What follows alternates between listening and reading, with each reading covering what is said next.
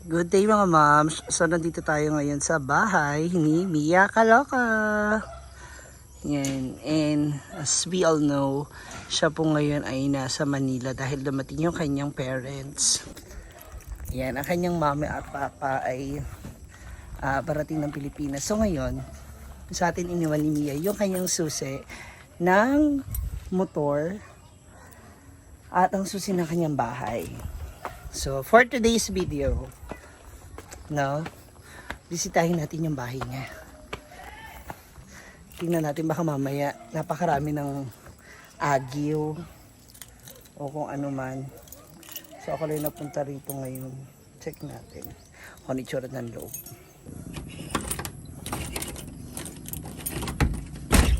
Yan. Tcharin! Ang bahay ni Mia Kaloka.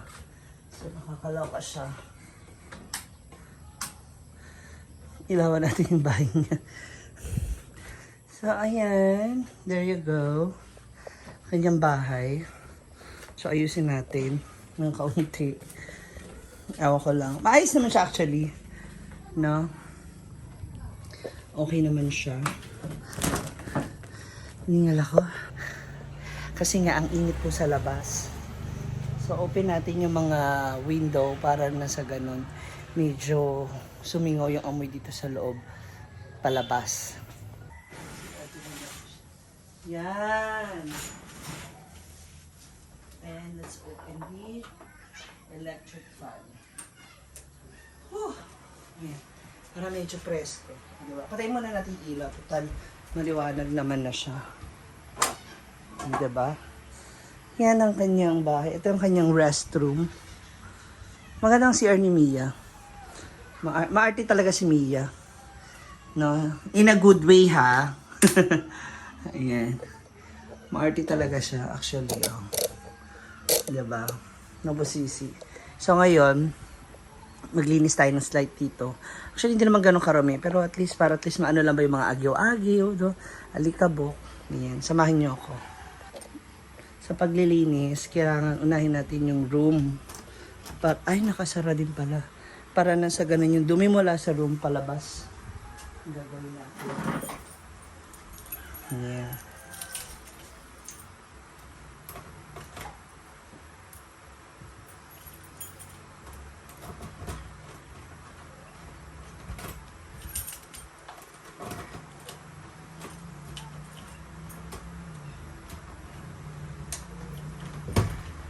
Yun.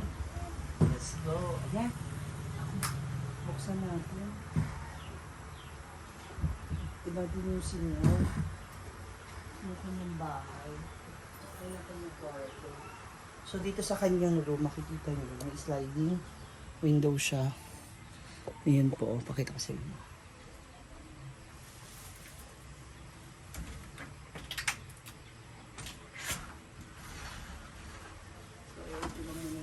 Para yung singaw. Yung amoy ba? Kasi parang nakulog.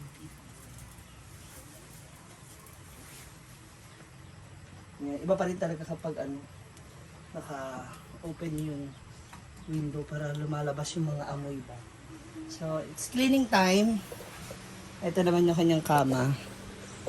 Diba? So, let's go!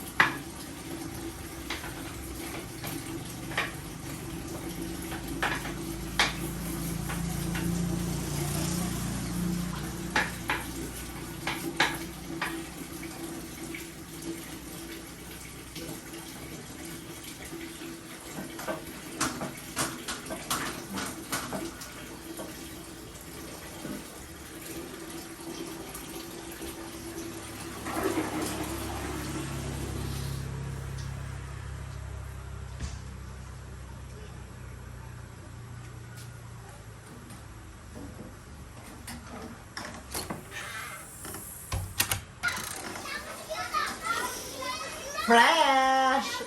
Diba? Tapos na tayo maglinis, tapos na tayo pagpag ng mga agyo dito sa bahay ni Mia. So, nakapag-refresh na rin tayo, diba? Ayan. Kaya naman, relax, pahinga muna tayo. Kaya naman si Mia, kung nasaan ka man, don't worry, everything is okay, everything is clean. Ano man ang ginagamit ko, nililinisan ko. Yung motor mo, okay na rin, napafloat tank ko na siya. So, she is safe. Wag lang talaga, hindi naman ako masyado pang lumalayo. No, pero yun nga, thank you so much for trusting me sa tingin ng bahay mo and of course sa paggamit ng motor mo. So if you like this video, mga moms, sige na, like, share, and subscribe na. See ya! Hindi naman ganun kahirap linisin ang bahay ni Mia kasi hindi naman din siya ganun karumi. Well, anyway, enjoy your vacation with your mom and dad. Tapos, treasure every moment. Diba? Just enjoy. Kasi mag-enjoy din ako dito. Dahil may Netflix si Mia. Pag mubuwi, baratan ako.